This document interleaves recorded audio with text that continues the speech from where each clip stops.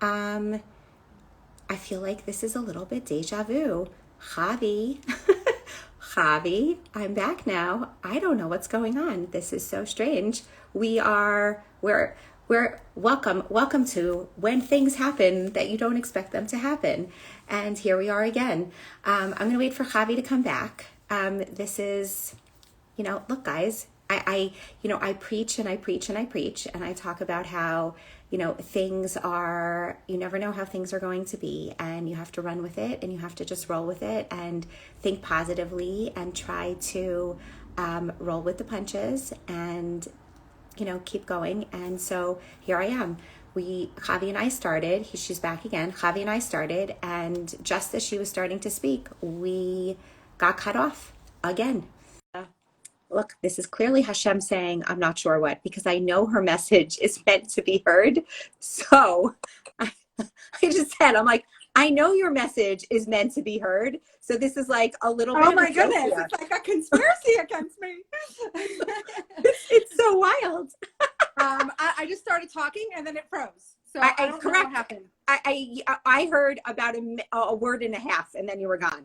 So, and I saw myself talking and I saw the thing circling around your head. So I don't know what happened, but okay, I'll jump right back in. Go ahead. So I get a lot of questions like, oh, do you want to adopt more children? And I look at them and I'm like, do you know my story? Like, do you think that I'm going to have any plans about the future, knowing how my life has gone? Like, it's like nothing ever goes out the way that I have planned it or I thought about it. So like, I really, listen, we're human and we always have things that we want and expect, but I've learned the hard way. Like, I am not going to like come up with any like, oh, this is how my life is going to look like in 5 years, like, because who am I fooling, Right. So, I think it's a very, very, it's a very personalized journey for everybody on how they come to terms with their life in the present instead of worrying, being stuck in the past or having anxiety about the future.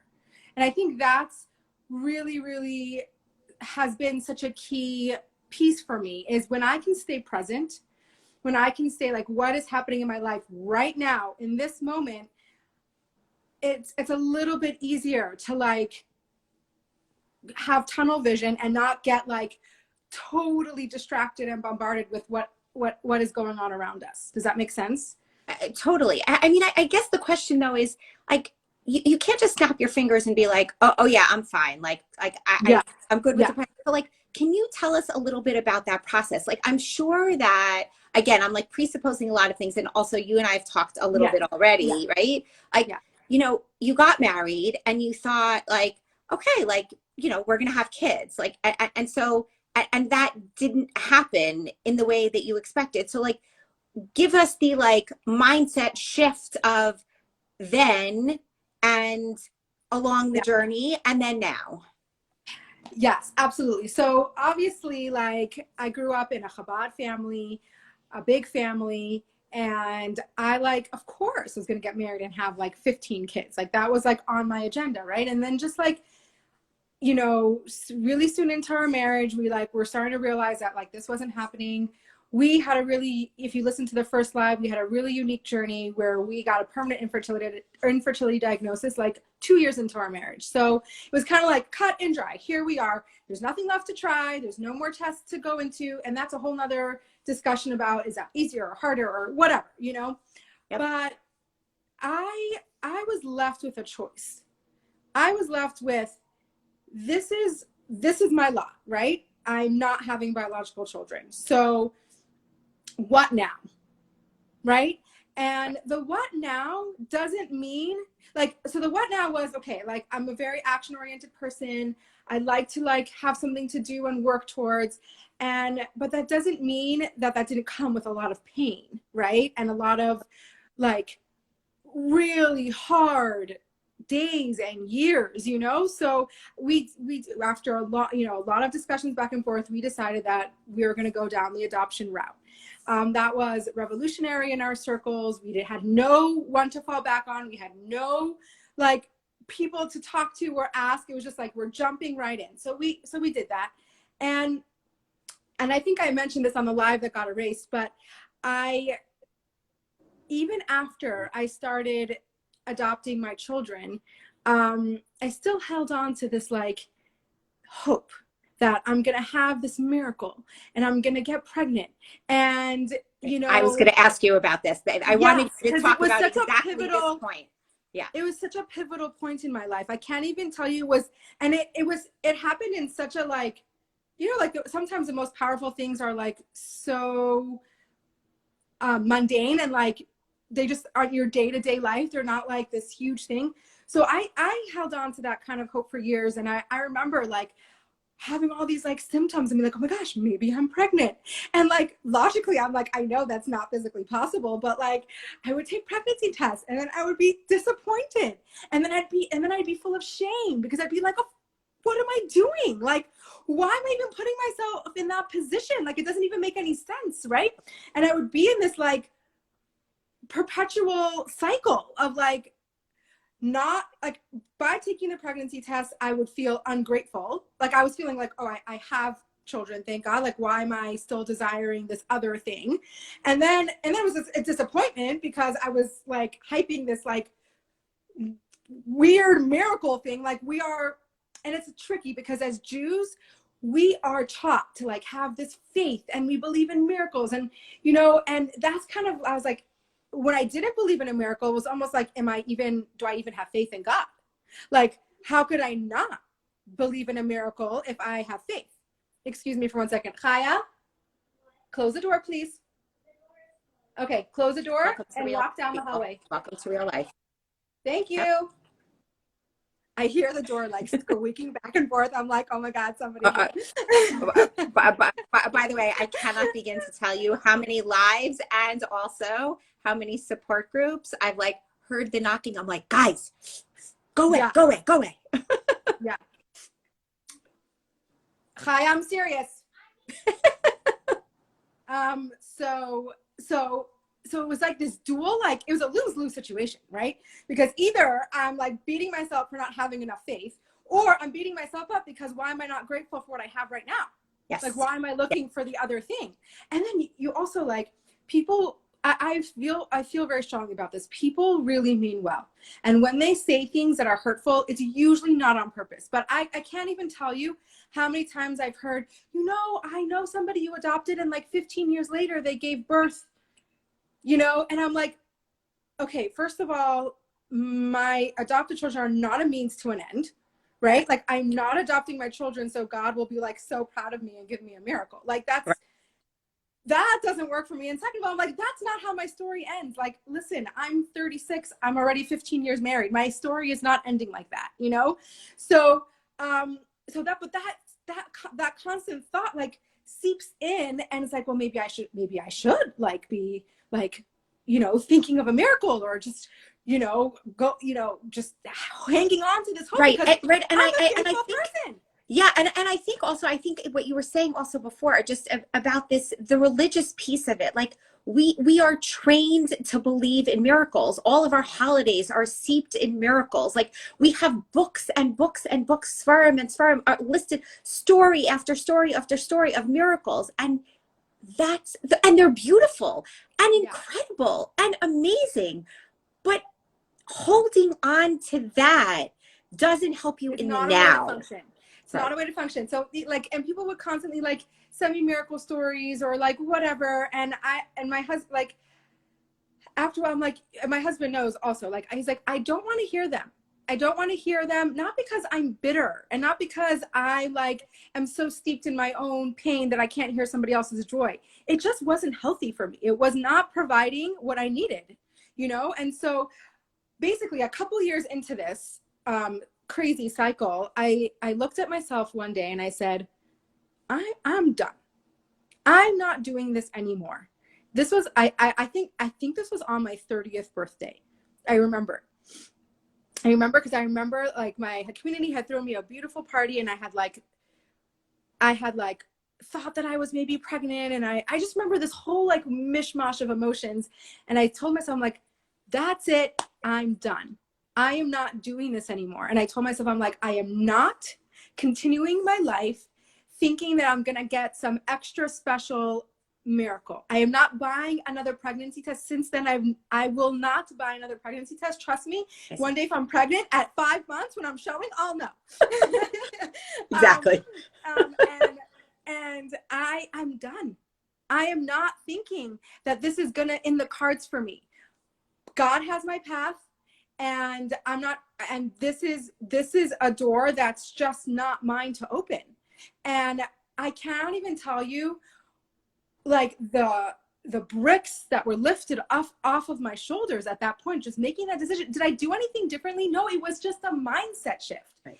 It was like, let me focus on what I have and what my opportunities are, and stop looking for some crazy, absolutely unnatural loophole of some way that something might happen that was making me nuts. It was making me nuts. Now, and anybody who knows me knows that I'm very steeped in faith, and I am a very, very faithful person. And my form of faith was, God, I have faith that this is the path that you want from me, because this is the position you put me in. So this is my faith, and I'm going to do the best I can with that. I mean, look, I mean, it's a beautiful way to think about it if you can get there, right? And it took you years. Like, I just want to say to everybody, right? Like, I just want to say to everybody, like, we're coming at this like from the back end, right? You're able to speak about it now because you've already gotten to that place. For everybody else who's still struggling, like, it's like you're not gonna get there immediately. Like, it's just, it's not gonna happen. Like I said, this was my 30th birthday. I'm 36 now, and I was diagnosed with infertility at 23. Okay. 7 years. So, 7 years.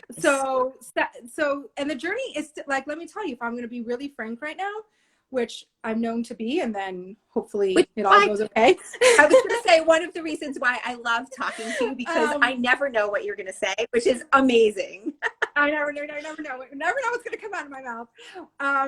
But I still struggle because, and I've spoken about this before. I'm a huge advocate of therapy, and I talk about this a lot. And it was my therapist who helped me realize that adopting children does not take place of giving birth to children. I was young and naive. I'm like, I'm swapping one for the other, right? But they're two completely different experiences, and they don't swap each other out. So in my head, I'm like, okay, I've adopted children, so now I must be grateful, right? And I have no reason to feel sorrow or pain for me not having biological children. It took me a long time to understand that that's not how it works, right? Like, thank God I have my beautiful children, and I wouldn't change my experience for the world. It doesn't mean I still don't have pain, and I still don't have longing as a healthy woman who has hormones that was created to procreate, right? Like, of course I still have those feelings, and I still struggle with them, and I still, like, it's work for me to stay focused, and it's work to listen. Like, when you come from a big family, like, there's always a sister-in-law or a sister that's pregnant, like, without a doubt. And always. Yeah, and this is still something I have to work on. And what I worked with my therapist is, what I was doing was getting the phone call, right? Having a tinge of jealousy and being like, oh, like, I wish that was me, right? Yep. And then feeling shame because I have 5 beautiful children, right? Yep. And then covering the shame over with anger, right? And then guilt, and then and then I would pretend everything was fine, and then my anger would come out super sideways on something totally unrelated. So what I started doing was, like, when certain things like that would happen, and it's not always a pregnancy phone call, it could be anything, you know. Yep. A baby carriage that I feel is, like, super cool and wish I could have, but have a baby to go along with it, you know, like, it could be anything, you know. And I'm like, okay, like, I learned to pause and be like, I am feeling really sad. I'm feeling loss. right? I'm grieving for what I can't have. And I'm going to stick with that for a little while. And I know it sounds cliche, but it's brilliant, because when we allow ourselves to feel, when we give permission for our feelings, and we don't cover them over with shame, right? Especially, Yep. then that is like if you want the secret recipe of like getting through difficult times, there is no secret recipe. It's feel the feelings, right? Feel the ache. People ask me all the time, because I do a lot of lectures, and they're like, where's your faith come from? Where I'm like, feel the feelings. I cannot even tell you how many days I had that I didn't get out of bed. I can't even tell you the days that I was angry and nobody could talk to me, right? Feel the feelings. The difference of me feeling feelings now and me feeling feelings 10 years ago was I don't feel shame anymore for those feelings, because I know that they're okay and they're valid, and if I'm feeling them, they need to be felt, right? They're legitimate, right? Every single feeling we have is a legitimate feeling. So that's the difference of my experience early on and now. Is like I'm okay with feeling the hard stuff, right? And now, like, and listen, it's still a work in progress, but I can even be to like my husband and say, warning, bad day. Like, don't like, just don't even try, and if you're even smarter, give me a credit card. Then I'll be fine. Yeah, exactly. But, exactly. So yeah, it's like, if you're like Amy said, if you're like in the beginning of your journey, listen, these are life hacks, life tools, because what life is always going to throw at you something that's difficult. And if you're at the beginning of your journey, my plea to you is any feeling that you're feeling is appropriate, right? I just spoke to I have a lot of therapists in my life, between all my children and all the things that we need. And I was speaking to one of them, and she said something so powerful to me that it knocked me off my socks. And it was so simple. She said, I was explaining a scenario, and I'm like, and she always says like, yeah, that makes sense. That makes sense. I'm like, does anything ever not make sense to you? And she said to me, I'm still floored by this. She said to me, if you go deep enough, everything makes sense. Wow. Okay, listen to that. Apply it to yourself, apply it to your spouse, apply it to whoever you need to apply to. People behave a certain way because they have to. So whether it's trauma, whether it's pain, whether it's grief, whether it's whatever it is, if there's a behavior that you think is inappropriate, it's not. It makes sense. You just have to get deep enough to understand why. Yes. You just have to understand why. So if Brilliant. you're going to afford that kindness and that luxury to somebody else, afford it to yourself. If you're feeling a certain thing, don't push it away and say that doesn't make any sense. It does make sense. Everything makes sense. I want everyone who's listening to take that phrase and apply it to anything in your life. Everything makes sense. If you just go deep enough, it makes sense. Yep. And I want to say also, a lot of the messages that I've been getting over the last week are not only from individuals who don't have families yet, or don't have the families, even the starting of a family yet, meaning children. It's actually a number of people. I've gotten many, many messages from people who have one child, two children, three children, but it's not the family that they thought they were going to have. So they feel this deep guilt. Right. They feel this deep guilt of like, my family doesn't look like the way I thought it was going to look. I wanted it to be like this. The societal expectation is that it's supposed to look different. I'm ostracized. We don't do this. We have so there were all these like layers of feelings on top of it. And so so I just want to speak to all of that too. And I think a lot of what you were saying before about you have 5 children.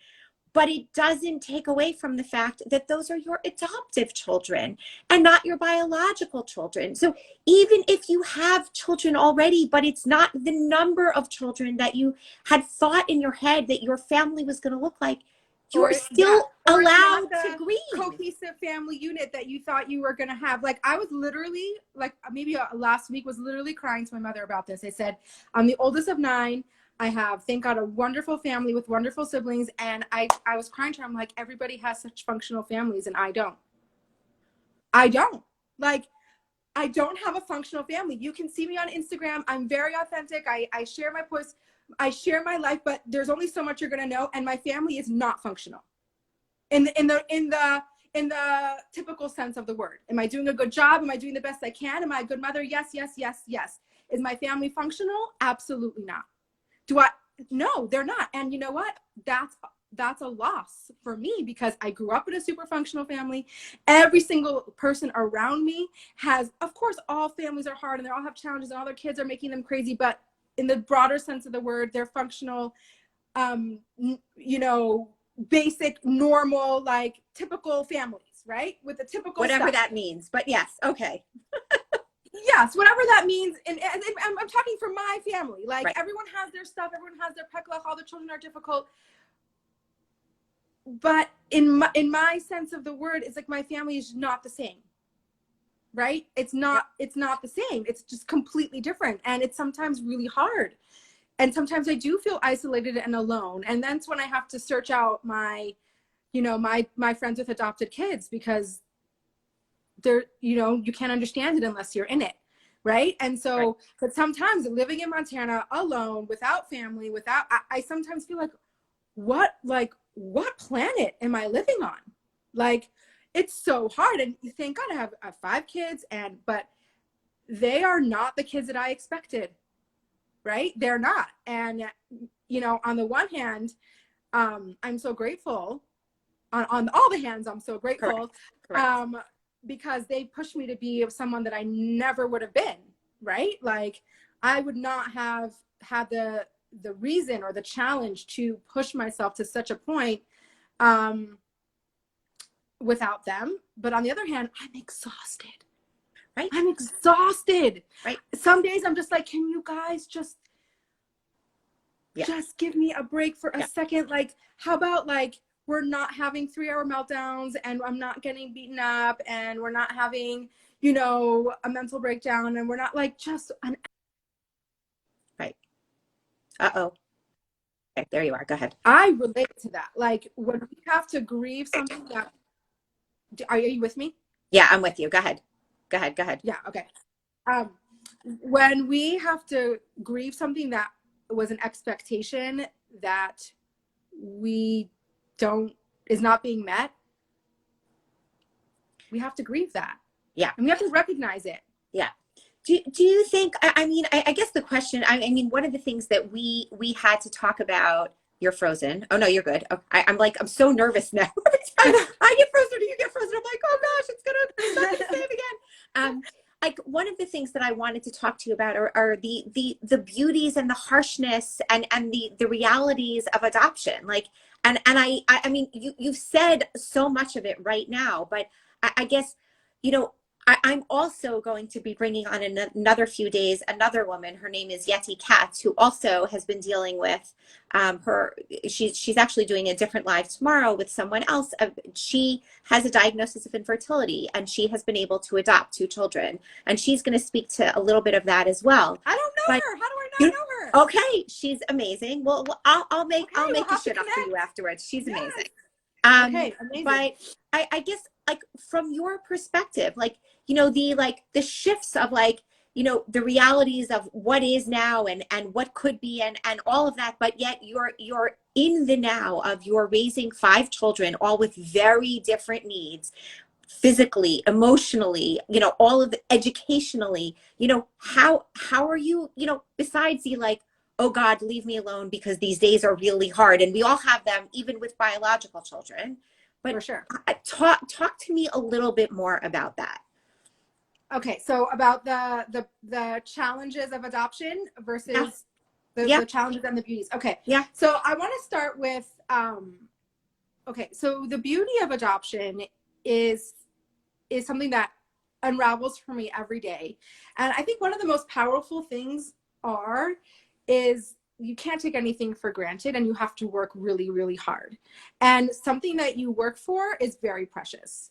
And so it's just, you don't take anything for granted. And then the hardships of adoption, which I have to be very careful because, listen, I'm many years into my adoption journey, and I'm not like the naive newbie that, you know, that I was when I started. But I also don't want to scare anybody off. But I really think it's important. I think the more knowledge you have, the better it is going to be for you in the long run. So adoption is, obviously, I did it 5 times. I think it's amazing and wonderful and so beautiful. I really, really feel it's important to understand that adopting a child is, by definition, you are having the privilege of parenting a child that had a very, very severe break of attachment from the second that they were born. And one of the most common questions is, but they're adopted from birth. Like, they don't remember or know anything. And I always tell them, I'm like, what is the first thing that the nurse does when you give birth? Right. The nurse takes, what is the first thing that the nurse will do is give you your baby, hold your baby skin to skin. So that's the attachment. And the more you do that, the more secure and the more thriving and comfortable your baby's going to be. Now imagine that, and we do that for a reason. So when it doesn't happen, you can't pretend that there's no ramifications to that. Right? So we don't remember, but our subconscious is very, very, very, very powerful. And what happens when a child has the most important attachment is severed, it's going to come out. And every kid will express that differently. There's no like science on like, oh, so this happened, so expect this and this. But I think it's really important to know, because if you are prepared, like I wasn't prepared for that when I adopted my first child. I was 24. Right. I don't know how old I was, but I was young and I was naive. And I'm like, I'm doing this and I have no idea what I'm doing, which has its pluses, I'm going to say. But I was forced to learn this, you know, and I was forced to become more and more educated. And the more educated that I am, the better it is for my child and for me. Right? Because then I can understand them and I can slowly but surely provide for them what they're asking for in a more, you know, directed approach, and be like, why are they behaving like this? I can't figure it out. Right? So there's this break of attachment, which means that no matter when a child is adopted from birth or whatever, there is trauma. Okay. Trauma needs to be addressed. And always. And a lot, I just, you can't wish it away. You can't wish it away. So just embrace it, right? And understand that this is what's happening. And obviously, you know, every kid reacts differently, and every kid has different amounts of trauma, and every kid, you know, will experience it differently, but the trauma is there. And my experiences is around 3 years old, that's when you're going to start to see it. Interesting. As babies are right. I mean, depends. Like some of my babies didn't stop crying or whatever. Some experience it differently. But when you see it the most is, in my opinion, and I've done this 5 times, but is that's kind of the age. I just told my husband, my Chanalea is 3, and I'm just like, it's coming. I'm like, it's coming. Just get ready. I'm like, just hold on tight because it's coming. For me, like, this is not anything to be ashamed about. This is not something that we should sweep under the rug. This is something that I think also validates your child when you understand their journey and you tell them their story, and you make them understand that, you know, not make them understand, but you tell them that you understand, you know, that their journey has been different than others. And we are here to help them sort that through. Right. And I mean, literally last night, I went to say goodnight to my son, and he was in his bed, and he told my husband, I wish that my birth mom can live here with you also. Right. Right. But how old is he? How old is he? He's 7. I think she made a good choice. I think she made a good choice. So they're constantly processing this. So instead of like brushing it under the rug, I'm like, what? I said, tell me more. Like, tell me more. Like, what else are you feeling about this? You know? Right. And you just be there and be present to help them uncover it. But, you know, it could be scary because it's unknown and you don't know exactly what that's going to look like. For me, knowledge is power. And the more you understand, trauma is such a complicated subject. It is so deep and so intense. And our brain, my gosh, the brain, like if I lived in another lifetime, I'd go back to school for neuroscience. The brain is like this unfathomable thing, and what it stores and holds and how the brain develops its neural pathways and how you can retrain the brain. I mean, it's fascinating. Yep. But the first thing is to understand that it exists. It's there. And that is why when we say, you know, all children are hard, biological or not, yes, that's true. But there's an added thing for an adoptive child that is on top of all the regular hard problems of a child and growing. They have this too. Yes. And that is big. It's and very, very big. Do you think, I know we touched on this a little bit last time, but when do you make the decision with your children to discuss the fact that they're adopted? I mean, all the other kids, the older kids, everybody knows, and I know that, but so it's sort of like, how does it, when have you made that decision for them? And then how do they all sort of relate to it? Because they all know they have different biological parents. So I always say, I'm like, you know, I don't know if this is a good example, but it's the best one that I have. It's like, I have a middle name, right? My name is Chavie. Okay. I'm called Chavie. No one calls me Chavie, but I always knew that was my middle name. Do you think my mother sat me down one day and said, by the way, your name is Chavie, right? No, I just knew it because so the same thing, like with adoption, like they're never just sat down one day and said, by the way, they're adopted. It's something that we talk about since the second they're in our arms. So it's telling them their story. It's reading it to them at night in their crib, having the books, talking about it. So this is not something that they all of a sudden have this big, huge piece of information. It's something that's been a part of them from the second that they can remember. And so that's why all of my kids are all different ages, but they're all on the same page and knowing that they're all adopted and their stories, and we talk about their stories. And, you know, each one of my kids, I have Shoshana, who's adopted at 12, who still speaks to her birth dad sometimes. And, you know, we have, you know, all on the gamut of all, like, between closed and open adoption. So it's just, it has to be an open discussion, and it has to be something that the kids feel really safe on asking any questions. And people are like, how do you know, like, what to say? I'm like, if they're asking the questions, that means they're ready. Because kids will ask questions that are developmentally appropriate. So if they're already, you know, their brain is already going there and they understand enough to ask the question, that means they need some kind of answer. Definitely. So it's not like you don't have to work so hard. It's not rocket science. You don't have to, like, oh, how do I tell them? It's, if they're asking the question, then that means they're ready to know. And it's very fascinating because when you have kids of different ages, they ask different things and they want to know different things because at each age, their brain is at a different level and they're curious about different aspects of their story. So one of the best advice that I ever got to me was just follow your kid's lead, right? When they're asking you something, that means they're ready to know. Absolutely. And I think that applies for so many other areas of parenthood also, but this is not an Insta Live about parenthood. So we're going to come off that. We'll skid around that one. Exactly.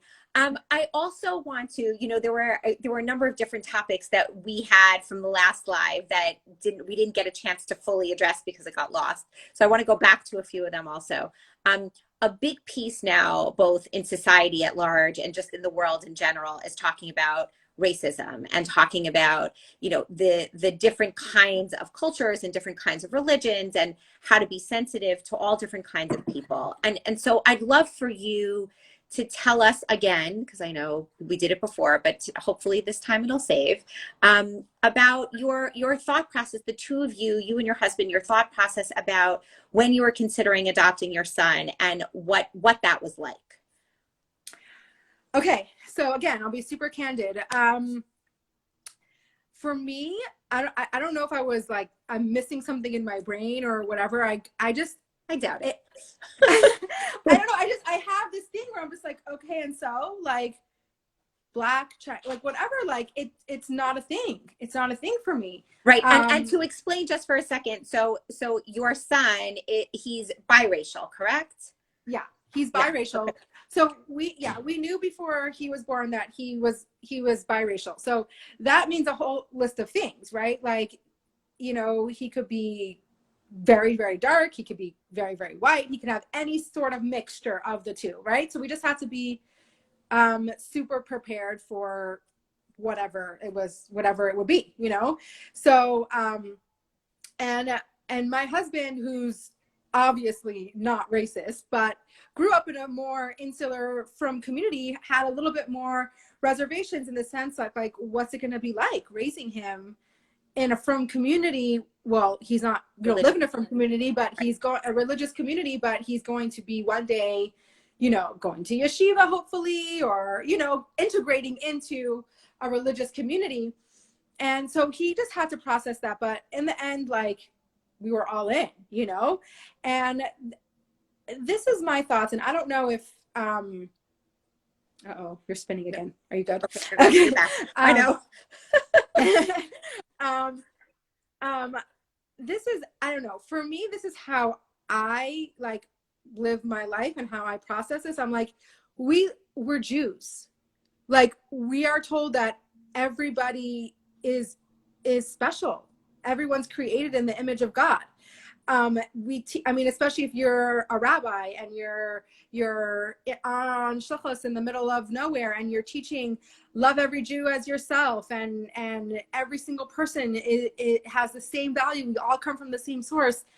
I'm like, and what when it comes doesn't apply to me? Like, right. Like, of course, like, this is like the ultimate moment to practice what you preach, right? Like, totally. This is how we live. This is how we live by example, you know? And it wasn't something that, what's going on? Oh, good night. Okay, come quickly. Okay, so I'll blow you kisses. Good night. Love you. So this was like,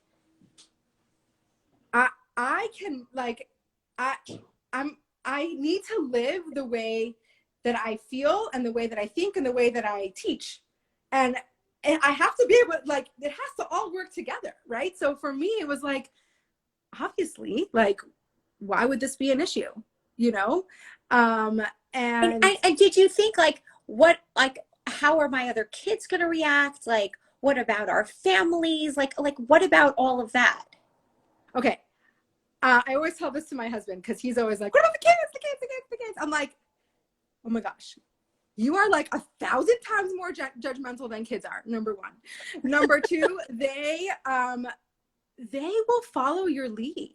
Like, if you accept something, then kids are so innocent and pure. Kids only are there. It's learned, right? Right. Racism is learned. It's not something you come out of the womb. And behaviors, like, those things are learned. And so, like, if we act by example and we teach and we are kind and we treat people with respect, so will they. And like, it's never been a thing in our family because obviously, like, it's Mehdi. He's part of the family.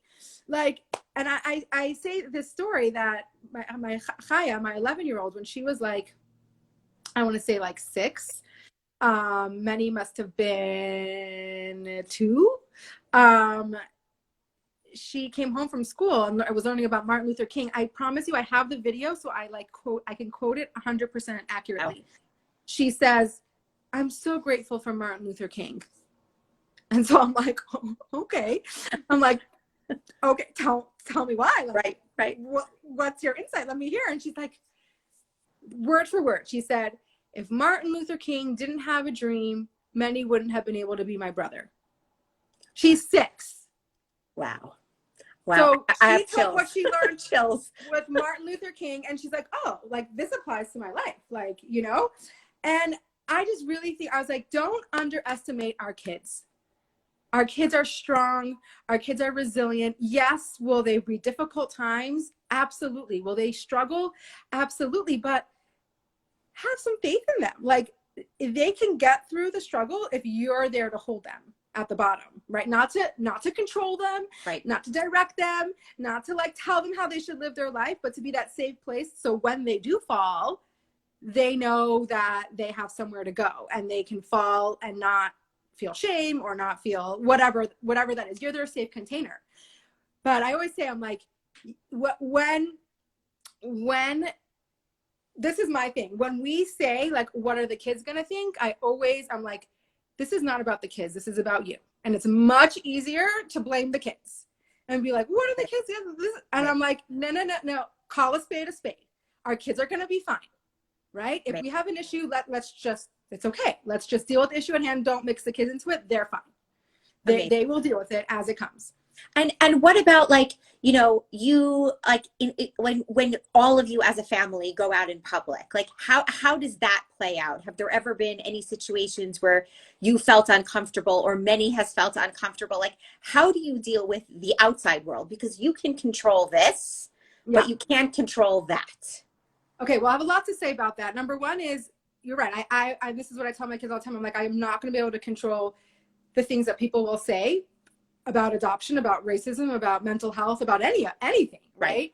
And I'm not going to pretend that there isn't racism in this world. I mean, it's not going to do anyone a favor. Correct. But what I feel like my job is to create children that are confident and feel secure with who they are. So when they do encounter those things, which they will, they know it's not about them, right? They know that we talk about like the bucket filling, right? And we always say, like, if someone's emptying your bucket, what does that mean? It means their bucket's empty. Someone's going to make you feel how they feel inside. So if someone is really, really mean to you and being really, really, really inappropriate, remember what we said before, it makes sense, right? Yep. Why? Because their bucket is empty. So if you can, fill their bucket. But if you can't, which I understand, if someone's being really mean to you and you're not able to fill their bucket, at least understand that this is not about you, right? This is not your thing. This is nothing that you did wrong or that you can control, and this is about them.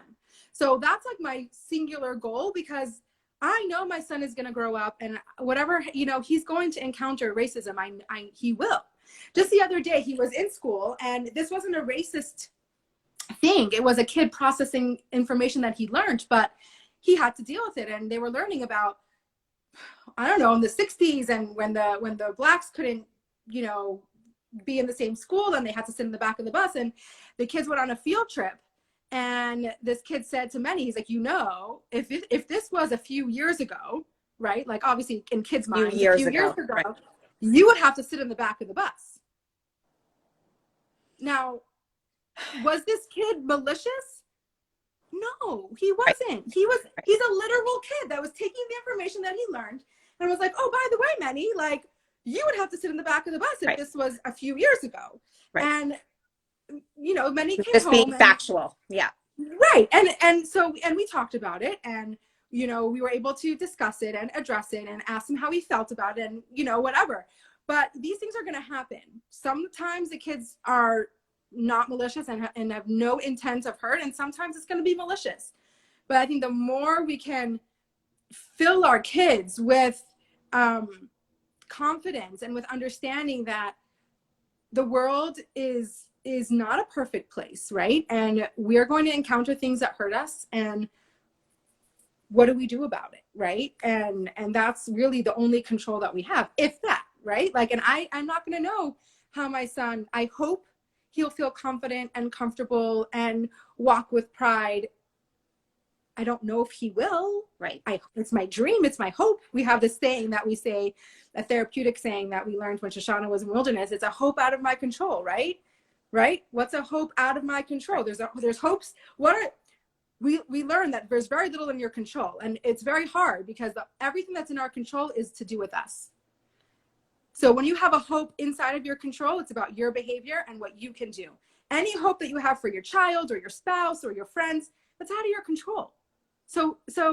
Or about infertility, or about loss, or or about about any of this. infertility, or about Oh, any right. any other circumstance, like those are hopes out of your control. So the more we move towards that and understand that, I think, yes, it's painful and it's hard, but it's also like, to me, it's super relieving when I'm like, I don't get to control that. Yes, I like want to control it so badly, but when I embrace it and I'm like, I don't get to control that, I'm like, okay, step back. I don't get to control it, right? And then we can breathe a little easier because it's not up to us. Right.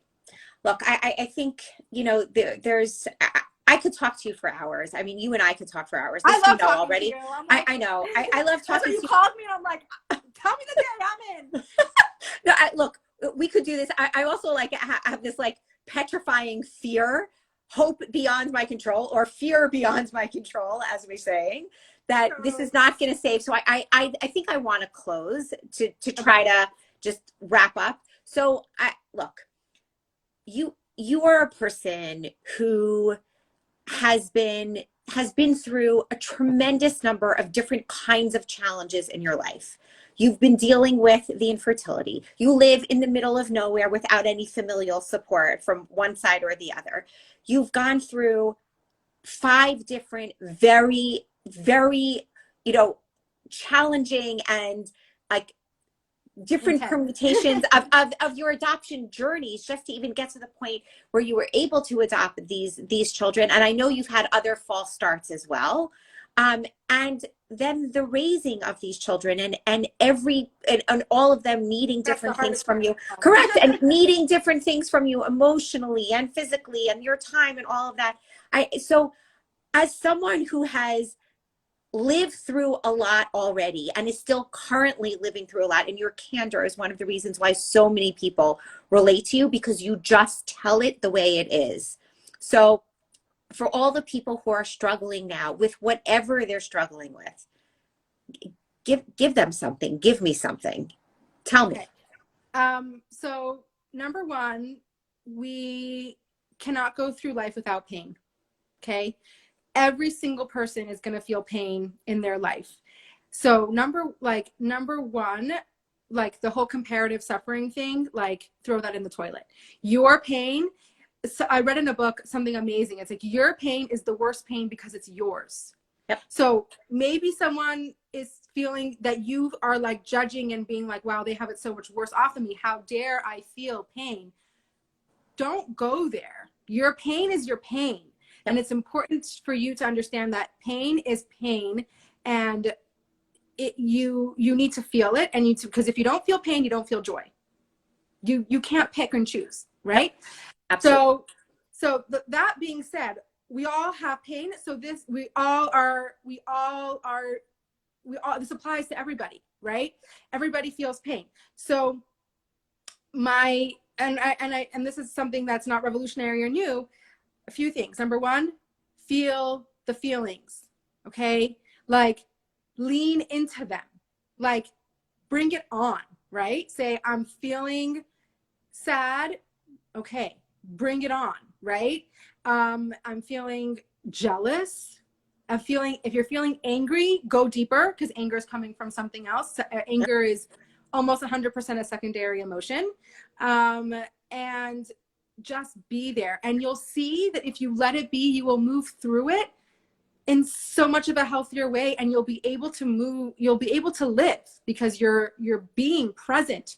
Right? And that's the other thing. Be present in your moment. So much of our pain comes from past and future. So sometimes when you're feeling super, super, super bad right now, ask yourself, well, what's happening for me right now? Like, and try to focus on something that's happening for you right now, instead of like, I wish, or I hope, or whatever. And the other quick thing is, we're all doing the best we can. Okay. So be kind to yourself, like love yourself, be kind to yourself. And and reach out, right? This is why I love Amy and I love her page, because this provides such a safe place for so many people to feel like there's no shaming about feelings on here. Like you can feel whatever you want to feel and nobody's going to shame you for it, because that's what this is all about, right? We can have miscarriages, and we can have, permanent infertility, and we can have, God forbid, we can have there's so many things that are just on this page, and they're all so real and so powerful and so important. And I find when we suffer alone, it like magnifies and makes things 100 times worse. And it doesn't have to be that way. This is one of the reasons why I'm like, say it like it is, because we don't have to suffer alone. Correct. So those are like my little like most important, not most important, but like my next favorite one. Number 4. Number 4. It all makes sense. Everything makes sense. Don't forget that. That has I heard this thing like 2 months ago. It's changed my life. Okay, tell me more, because what does that mean? What do you mean it all makes sense? Everything makes sense, right? So when your kid is behaving a certain way, or your husband's behaving a certain way, or you're feeling a certain way, go deeper. It makes sense. Don't dismiss it. Don't shame it. Don't ignore it. Like everything someone does makes sense. And I even took it to like the next level quickly. Like, let's say someone tells you a really hurtful comment, which we all experience when we're going through the infertility journey. Yep. If you apply that, if you're in a generous mood and you apply that everything makes sense, probably that person is really uncomfortable with your pain. And so to make themselves feel better, they are trying to make you feel better, which is obviously not the right thing to do, and they need to learn, but it makes sense. You don't know what their past was, or their feelings are, or their trauma was, or the things that it triggers inside of them when they hear your story, right? So if we can just apply that rule, like everything makes sense, we become so much kinder and so much less judgmental, which allows us room. Like when we're harboring so much animosity and so much like ill feelings in us, it takes up too much space. So when we can let some of that go by like, oh, I wonder why, instead of being like, how could that person say that? You can be like, I wonder why that person said that. Interesting. Right. I think you're 1,000% right. And the only caveat I'm going to give to that is that that's usually something you can do later. Like sometimes in the moment, like you're like, oh my God, that was so painful. That was horrible. That was like, I can't believe the person said that. And then like a few hours later or a few days later, you'll be like, maybe.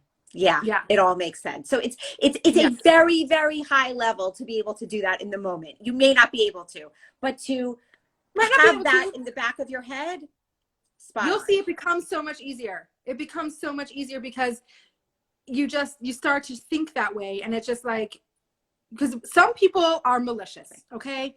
Most people aren't, but some people are, and you know those people off the bat. But if it's like, God, I wonder why the person said that was so off base and off mark, you don't have to internalize that, and it doesn't have to take up space. But that's a totally side point.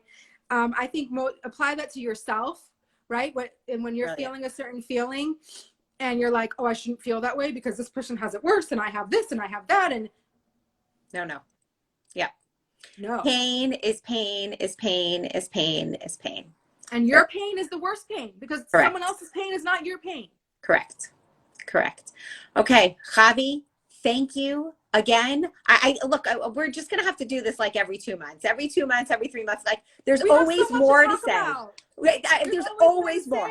There's always more. Amy, you call me even 24 hours later, I'm here. Look, this was Friday afternoon at like, I don't know. It was like 3:00 here or something like that. I was like, Chavie, how about an Insta Live tomorrow night? She's like, yeah, no problem. I'm like, what? Really? What? Totally. I love talking to you. It's so much fun. I think you're the only like live I've ever done is with you. So okay, well, you need to get out and do more because more people need to hear you. But in the meantime, I'm going to stop this now because God willing, I'll be able to save it. So, keep me posted. I'm praying. Thank you.